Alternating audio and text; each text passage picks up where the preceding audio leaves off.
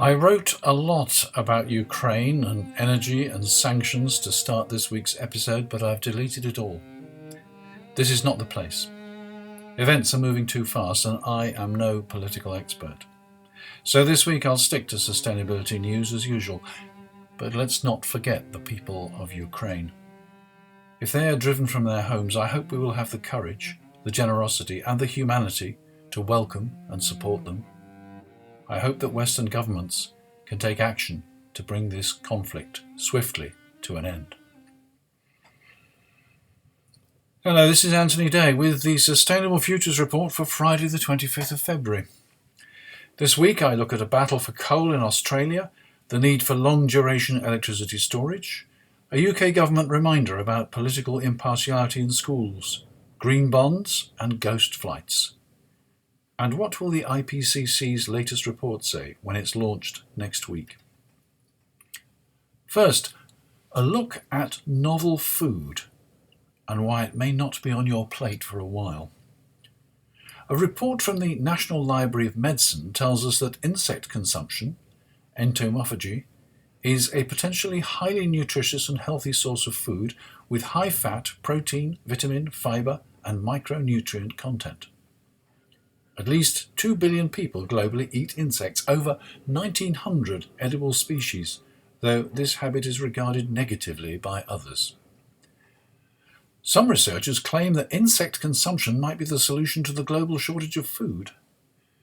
Most people who eat insects live in Asia. Insects are not at all attractive to Western consumers, although crickets and mealworms are increasingly available. Pulverized dried insects are sold as insect flour, which makes them more acceptable. Insects are relatively easy to farm, and a very high proportion of the food they eat is converted into edible product. Compare this with other animal food where bones, skins and entrails are waste products, or at least largely unused for food. Insects in their entirety can be used for human food or added to livestock feed. Where can I buy some? The answer to that in the UK is problematical. The EU Commission originally proposed that generic authorisations should be issued for novel foods, including insects, which meant that a particular food would only need to be authorised once. However, the regulation finally agreed required each company providing the product to seek authorisation, meaning that each product could be authorised several times over. The UK, of course, has now left the EU, and as it did so, the Food Standards Agency, the FSA, indicated that it would require separate dossiers of evidence of safety to be submitted to them, irrespective of any outcomes from the European FSA novel food applications. In other words, any European approvals will be ignored, and insects are classified by the UK FSA as an unauthorised novel food. There are insect farms throughout the UK. They are all small businesses and unable to afford £70,000 or more for the laboratory testing and analysis and compilation of the evidence needed for approval. In any case, it is not clear whether they can legally trade while waiting the 18 months or so for authorisation to be completed. Existing businesses have been put into a sort of limbo since all this happened on the 31st of January 2021. On the one hand, since their products have been declared unauthorised novel food, they cannot get insurance. On the other hand, since they're not regulated directly by the FSA, but by local authorities, many of these businesses are still trading, as long as their local authorities have not been told specifically by the FSA to stop them. But presumably that could happen at any time. Meanwhile, the Woven Network, the trade body for insect farmers, has applied for approval for crickets and is preparing an application for mealworms. It's not clear how this will benefit the industry if each organisation has to make its own application.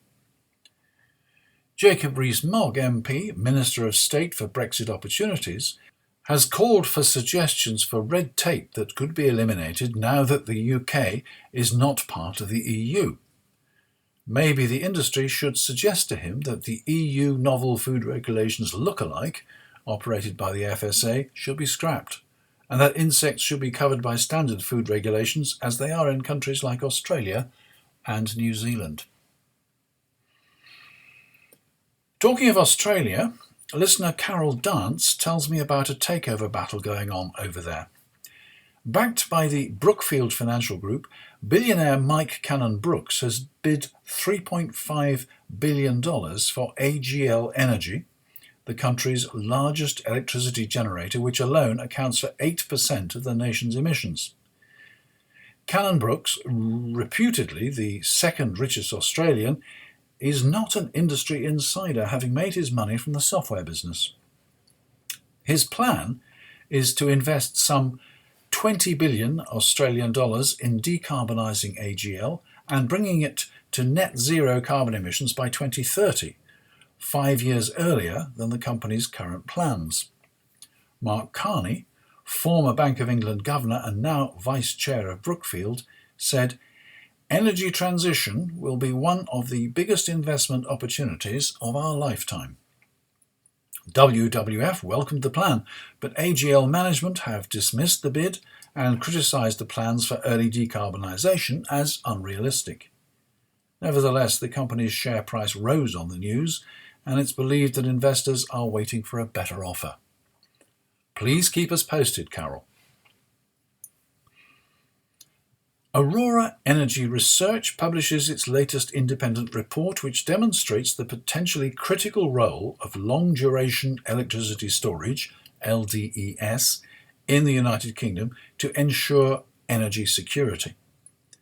The key findings of the report are that up to 24 gigawatts of LDES, equivalent to 8 times the current installed capacity, could be needed to integrate wind power into a secure net zero electricity system.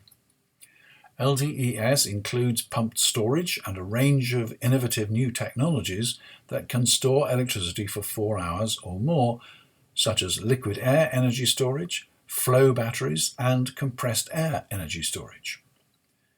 The authors predict that introducing LDES in large quantities in Great Britain by 2035 could reduce carbon emissions by 10 megatons of CO2 per annum, reduce system costs by over £1 billion per annum, and reduce reliance on gas by 50 terawatt hours per annum. However, they warn that additional policy is needed for large-scale deployment of LDES through market mechanisms, regulation, or investment support. In a word, government intervention. The UK government has this week issued a new guidance on political impartiality in schools. The introduction opens with the statement, "This guidance does not include any new statutory requirements and is based on legal duties on political impartiality that have been in place for many years," leading many people to question why such guidance is needed. Some suggest it's because some school children wrote letters criticising the government. Here's the section on the climate crisis. Teaching about climate change and the scientific facts and evidence behind this would not constitute teaching about a political issue. Schools do not need to present misinformation, such as unsubstantiated claims that anthropogenic climate change is not occurring, to provide balance here. However, where teaching covers the potential solutions for tackling climate change, this may constitute a political issue. Different groups, including political parties and campaign groups, may have partisan political views on the best way to address climate change. This part of the topic should be taught in a balanced manner, with teachers not promoting any of the partisan political views covered to pupils. Are teachers allowed to explain the views of Extinction Rebellion, School Strike for Climate, Insulate Britain, WWF, Greenpeace, Friends of the Earth, the Green Party, and all the rest? Are they allowed to draw comparisons between the policies of these groups and the actions of the government? The price of freedom is eternal vigilance. The Mayor of London, Sadiq Khan, has outlined proposals to secure more than £500 million for investing in climate action by issuing green bonds. The Mayor will authorise £86 million to support a substantial GLA green bond programme, financing direct decarbonisation investment by the GLA Group, that's the Greater London Authority, and its strategic partners as part of the Mayor's Green Financing Facility. There will be an additional £4 million to develop high-impact green investment opportunities for the public and private sectors.